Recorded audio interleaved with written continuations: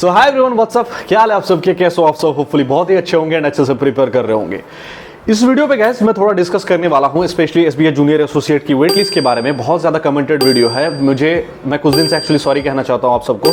कुछ दिन से बड़ा बिजी चल रहा हूं यार। 8-10 दिन पहले ही मेरा ट्रांसफर हुआ। पहले मैं ब्रांच में हुआ करता था एंड अभी मेरी पोस्टिंग हो चुकी है आरबीओ में, तो इसलिए मैं खामोश बैठा था, कुछ दिन से वीडियो नहीं बना पा रहा था।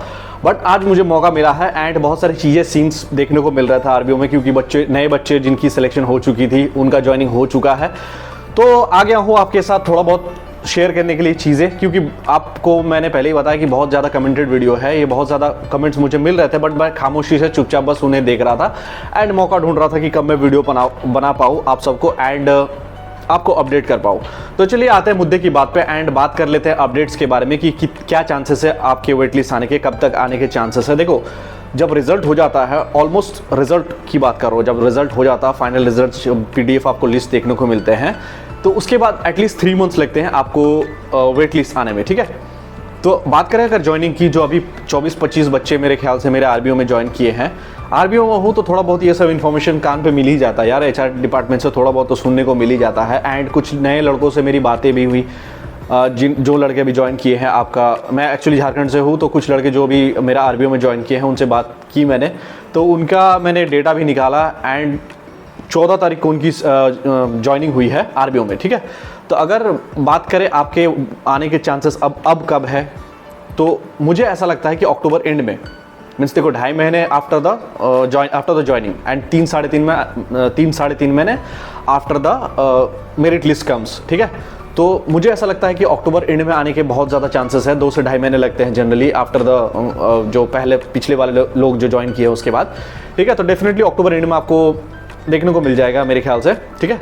अब बात करते हैं गाइस सबसे इंपॉर्टेंट चीज़ की, क्या चांसेस है सर कि बहुत लोग ये पूछते हैं कि मेरा 3 मार्क्स कम है, 4 मार्क्स कम है, 5 मार्क्स कम है, तो क्या मेरे चांसेस है फर्स्ट वेट लिस्ट में होने के, क्या मेरे चांसेस है सेकेंड लिस्ट में होने के। तो देखो एक चीज़ मैं बताऊं, बहुत सारे वीडियोस मैंने देखे इस चीज़ को लेके कि क्या सीन्स होते हैं। देखो पहली चीज़ ये है, सच्चाई ये है कि कोई नहीं बता सकता है कि क्या कट ऑफ हो सकता है वेट लिस्ट का। जैसे आईबीपीएस में क्या होता है, पहले से मेंशन, आईबीपीएस पीओ में कह रहा हूँ या फिर क्लर्क में कहता हूँ, उसमें थोड़ा बहुत आपको पता चल जाता है कि 0.25, 0.2, 0.1 मार्क्स से आप कम रह रहे हो, तो थोड़ा बहुत उसकी गेसिंग्स पहले से होती है कि आपको रिजर्व लिस्ट में रखा गया है। बट एसबीआई में ये चीज़ नहीं होती, आपको पहले से पता नहीं होता कि आप रिजर्व लिस्ट में हो कि नहीं। फाइनली जब आपको सिलेक्शन होता है, जब आपको पीडीएफ में नाम आता है या फिर मेल आता है, तभी आपको पता चलता है कि आप सिलेक्टेड हो, ठीक है। तो जहाँ तक मुझे ऐसा लगता है कि फ्लक्चुएट करेगा। देखो गाइस, फर्स्ट वेट लिस्ट में बहुत ज़्यादा फ्लक्चुएशन आपको देखने को मिलेगा। अभी जो जनरल का कट ऑफ, मतलब एक जनरल का पैरामीटर लेके मैं बात कर रहा हूँ, या फिर आप ओबीसी, एससी, एसटी जो भी आप मेन लिस्ट में जिनका जो कट ऑफ गया है, तो मैं उसको रेफरेंस लेके बात कर रहा हूँ। तो कई जगह आपको ऐसा देखने को मिलेगा, मान लो कि जनरल कैटेगरी की कट ऑफ 70 मार्क्स है, ठीक है। तो कई जगह आपको ये देखने को मिलेगा कि जो वेट लिस्ट की कट ऑफ है जनरल की, वो 68 गई है या 68.5 गई है, ठीक है। तो फ्लक्चुएशंस आपको देखने को मिलेगा। कोई स्टेट में आपको सिर्फ 1.5 मार्क्स ही कम होगा वेट लिस्ट में, पहला वेट लिस्ट में। किसी में आप देखोगे कि 4 मार्क्स भी कम है तो सिलेक्शन आपका हो जाएगा। किसी में आप ये भी देखोगे कि 2 मार्क्स का कम था आपका मेन लिस्ट से। मेन लिस्ट में मान लो 72 है और आपको 70 आया है, तो हो सकता है आपका सिलेक्शन ना हो। तो ये बहुत फ्लक्चुएशन वाली बात है। कोई डेफिनेट आंसर इसमें नहीं कर सकता है कि इतने कम मार्क्स में आपका सिलेक्शन हो जाएगा। बट मेरा जो एक्सपीरियंस कहता है, देखो 2.5-3 मार्क्स, 2 से 2.5 मार्क्स वाले जिनका कम है, उनका बहुत ज़्यादा चांसेस रहेगा फर्स्ट वेट लिस्ट में सिलेक्शन हो जाने के, ठीक है। अगर फर्स्ट वेट लिस्ट में नहीं होता तो ऐसा भी हो सकता है कि सेकंड वेट लिस्ट में 3-3.5 मार्क्स भी गिर सकता है आपका कट ऑफ।